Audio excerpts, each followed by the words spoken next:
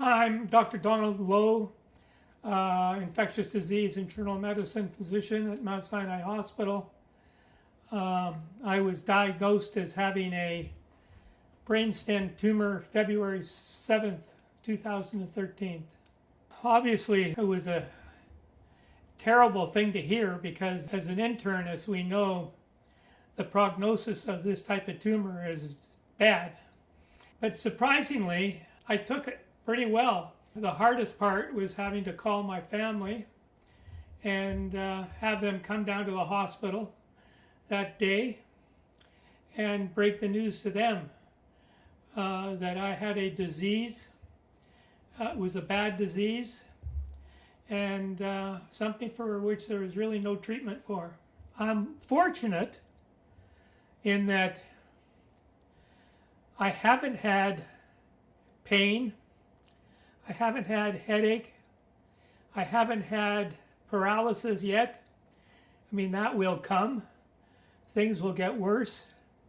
But right now, I'm pretty fortunate in that my inabilities are related to my vision, my hearing, my strength, all of which are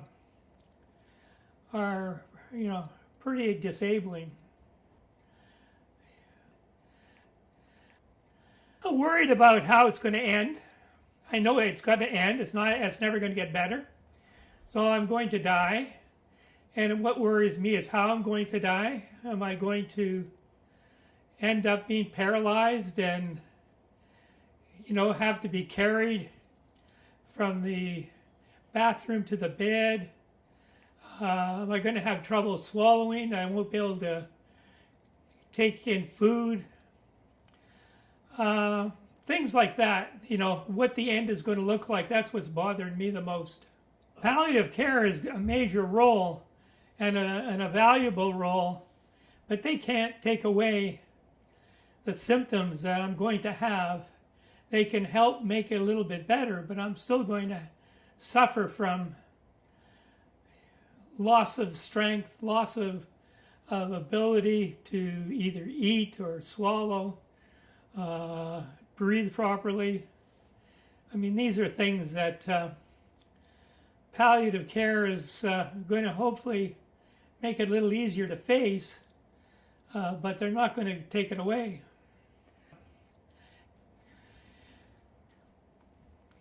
Reel it up, and now we've pushed the button. See it?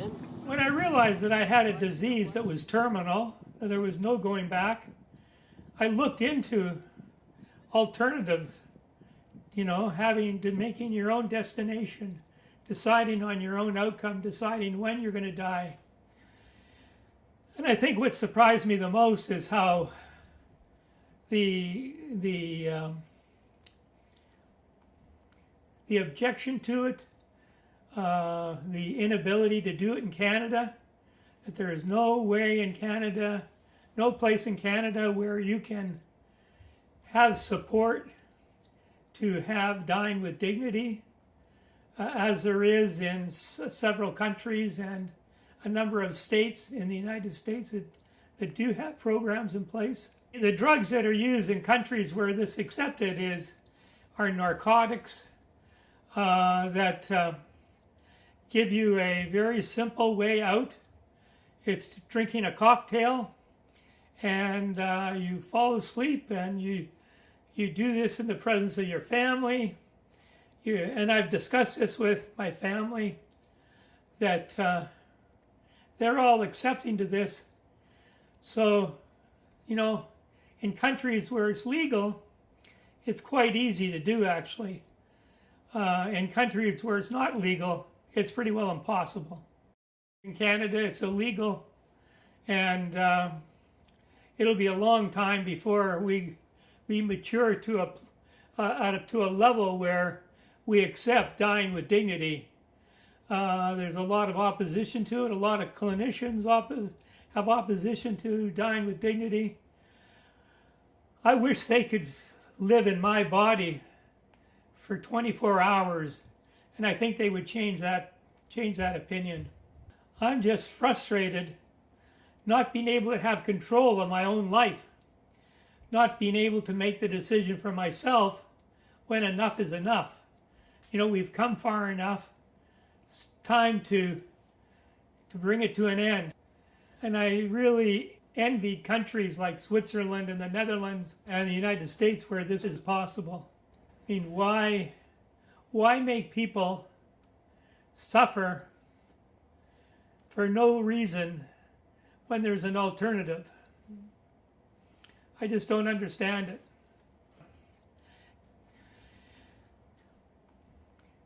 The hope is that I'll die a painless death. That ideally I would go to sleep one night and I would not wake up in the morning. I would hope that I'm able to face death without the fear of death itself. I'm not afraid of dying. I could make that decision tomorrow. So I just don't want to be a long, protracted out process where I'm unable to carry out my normal bodily functions and talk with my family and enjoy the last few days of my life. The fear is that is not going to happen.